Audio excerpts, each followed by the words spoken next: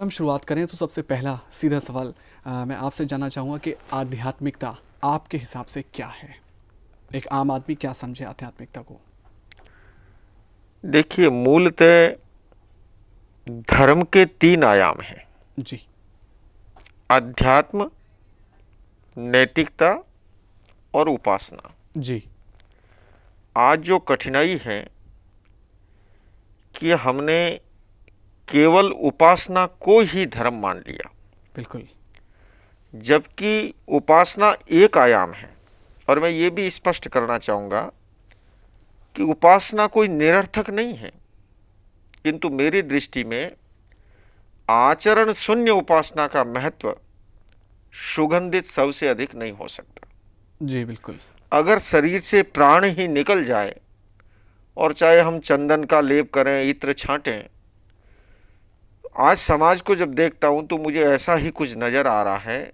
व्यक्ति मंदिर में जाता है, घंटा बजा करके मूर्ति के आगे प्रभु मोरे अवगुण चितन धरो, समदर्शी है नाम तुम्हारो, चाहे तो पार करो, और ये समझता है आज का सारे पाप साफ, और फिर कल से वही घोड़ा वही मैदान। बिल्कुल।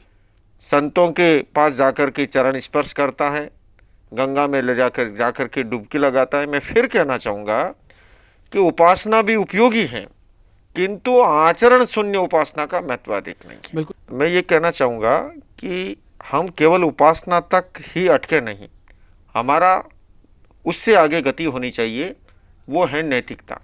जी।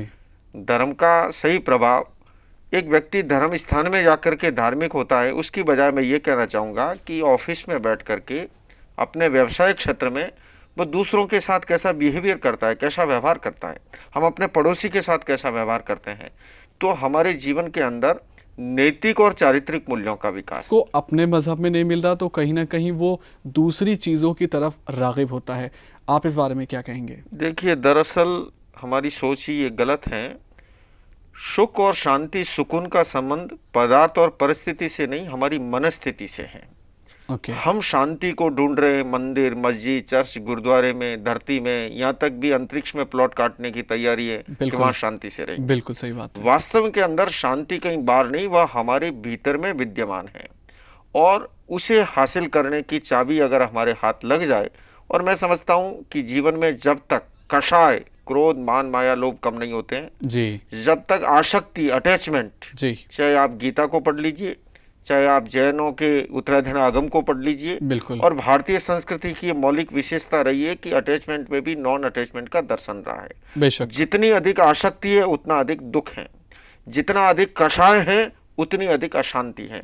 अगर हमें शांति को प्राप्त करना है जी, तो हमें अपनी मनस्थिति को इस रूप में बनाना होगा, और कषाय, क्रोध, मान, माया, लोभ आदि और आसक्ति से बचना जी। होगा, तभी हम शांति और सुकून को उपलब्ध हो पाएंगे। बिल्कुल सही बात है। इस वक्त दीपू हमारे साथ। खान साहब, हम एक कॉलर को ले लें, दीपू, फिर आपसे बात करते हैं। जी दीपू।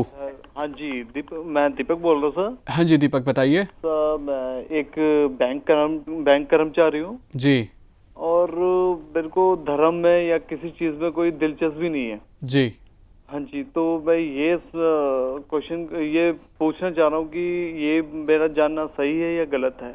आपकी कोई भी रुचि नहीं है धर्म? अच्छा, हाँ जी। मतलब आप किसी भी तरह के धार्मिक कार्यों में ना तो भाग लेते हैं, ना ही आपकी कोई रुचि है? हाँ जी, हाँ जी।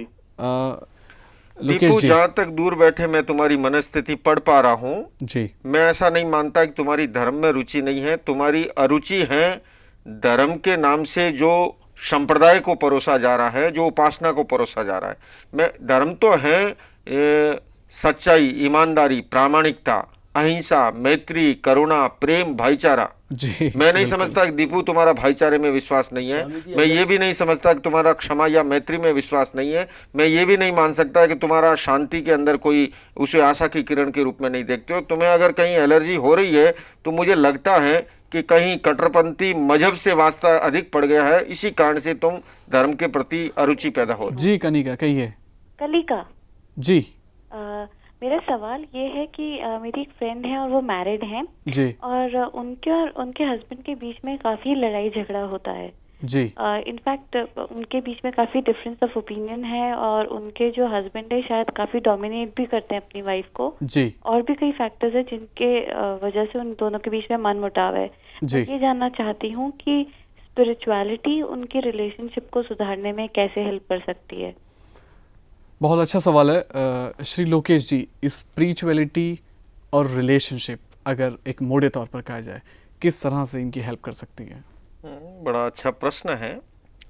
अगर अध्यात्म का जीवन में अवतरण होगा तो उसका पहला असर जीवन में ये होगा कि हमारी पॉजिटिव थिंकिंग बनेगी, बेशक विधायक चिंतन होगा, सकारात्मक चिंतन होगा। जी और मैं समझता हूँ जितने लड़ाई झगड़े हैं वो है हमारे नकारात्मक चिंतन के कारण से होते हैं। बेशक तो जीवन का अगर हमारा नजरिया ही बदल जाए, दृष्टि ही बदल जाए, पॉजिटिव थिंकिंग हो जाए, जी जैसे इन्होंने कहा पति पत्नी का झगड़ा रहता है एक हमेशा। पत्नी को बड़ा गुस्सा आया और गुस्से में उसने पति को जानवर कह दिया।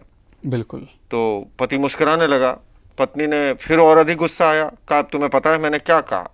उसने कहा कि मैं इतने वर्षों से जिस शब्द के लिए तरस रहा था वही तो कहा। बोले क्या कहा है मैंने जानवर कहा है। तो बोले ठीक ही तो कहा है, तू मेरी जान है और मैं तेरा वर हूँ। क्या अब बात है। इस प्रकार का जब विधायक चिंतन होता है, पॉजिटिव नजरिया होता है, जी तो जीवन का रथ आसानी से आगे बढ़ता है। मैं ऐसा तो नहीं कह सकता कि जीवन के अंदर क्योंकि हमारा सोचने का नजरिया अलग है, जी हमारे अलग अलग विचार हैं, अलग अलग रुचि है, जी। अलग अलग चिंतन है। जी मनुष्य मशीन का प्रोडक्शन नहीं है, बेशक किंतु उसके बावजूद एक दूसरे के विचारों का अगर हम सम्मान करना सीख सकें, जी। एक दूसरों के अस्तित्व को स्वीकार करना सीख सीख सकें। और ये अध्यात्म से ही शुरू होता है। इसलिए निश्चित रूप से वास्तव में अगर अध्यात्म का जीवन में अवतरण हो जी। तो उनके लिए ये सहायक बन सकता है। और एक कॉलर इस वक्त हमारे साथ हैं। Hello hello. जी हाँ सर, मैं अनुराग बोल रहा हूँ। जी अनुराग कहिए। सर मैं एक एमएनसी कंपनी में काम करता हूँ जी। और मैं ये फील करता हूँ कि मैं काफी तनाव में रहता हूँ ओके अपने पारिवारिक के कुछ मुद्दों को लेके और बाहर के कामकाज को लेके काफी मैं तनाव में रहता हूँ। जी तो बहुत से लोगों ने मुझे कहा कि अपनी लाइफ में तुम अध्यात्म को लेके आओ जिससे कि तुम्हारी बहुत सारी परेशानियां जो हैं वो हल हो जाएंगी। बेशक बिल्कुल लेकिन जहाँ तक सर मैं समझता हूँ कि मुझे ये अध्यात्म जो है वो चोचलेबाजी और ढकोसला के अलावा और कुछ नहीं लगता है। यथार्थ की पृष्ठभूमि पे इसकी कोई सार्थकता मुझे नहीं लगती। जी तो आप ये जानना चाहते हैं कि आध्यात्मिकता क्या है, क्या ये ढकोसलापन है? और मैं ये चाहता हूँ कि अगर अध्यात्म को मैं अपनी लाइफ में लाऊं तो कैसे लाऊं? मुझे तो कुछ पता नहीं कि अध्यात्म आखिर है क्या है। बिल्कुल आपके सवाल को हम कैसे समझ लाऊं गए। मैं इसे? बिल्कुल बहुत प्रैक्टिकल सा क्वेश्चन किया है और हर आदमी कहीं ना कहीं, अब देखिए वही बात आ रही है कि धर्म से हम लोग कहीं ना कहीं हटते चले जा रहे हैं शायद, और हम ढूंढ रहे हैं एक नई चीज़ ढूंढ रहे हैं। लोकेश जी आपका क्या कहना है इस बारे में? नहीं, इनका कहना, इन्होंने दो बातें एक साथ कह दी। एक जी। तो ये कह दिया कि मुझे नहीं पता है मैं अध्यात्म को कहाँ से लूँ, कहाँ हासिल से करूँ। लूं? बिल्कुल तो ये तो एक अलग बात हुई। दूसरी ओर इन्होंने ये भी कह दिया कि मुझे ये ढकोसला ही लग रहा है। तो वो इसलिए लग रहा है कि मानसरोवर से एक मुंडेर पर जाकर के राजहंस बैठा, जी तो मेंढक ने पूछा भैया कहाँ से आए? बोले मानसरोवर से आया। बोले कितना बड़ा है? उसने कहा बहुत बड़ा है। मेंढक फुदका, पूछा इतना बड़ा है? बोले नहीं इससे भी बड़ा है। वो फिर फुदका, बोले इतना बड़ा है? बोले नहीं इससे भी बड़ा है। उसने पूरे कुएं की जो है चक्कर लगा लिया, बोले इससे बड़ा है, इतना बड़ा है। उसने कहा नहीं इससे भी बड़ा है। कि साला झूठ बोलता है, इससे बड़ी तो दुनिया ही नहीं है। अपनी तो सोच। हाँ, हम ऐसे में ही मान लें, लेकिन मैं इनसे कहना चाहूँगा, मुझे सहानुभूति है इनके प्रति, कि अगर तनाव का एक अचूक उपाय बताता हूँ, आप मेडिटेशन में एक रिलैक्सेशन का प्रयोग है।